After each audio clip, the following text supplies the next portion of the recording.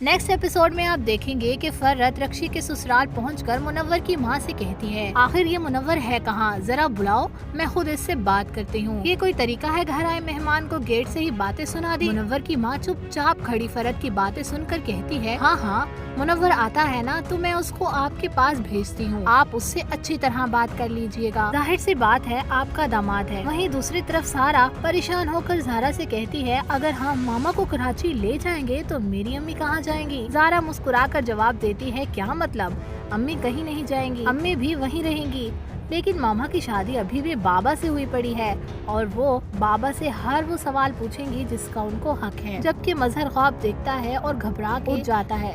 साथ सलमा बैठी उससे पूछती है कि क्या हुआ, अचानक क्यों उठ गए। मजहर परेशान हालत में कहता है, मैंने अजीब सा कुछ देखा है, 2 साराओं को देखा है आमने सामने। अब मजहर का ये ख्वाब कब सच होगा देखते हैं नेक्स्ट एपिसोड में, तो बने रहिए।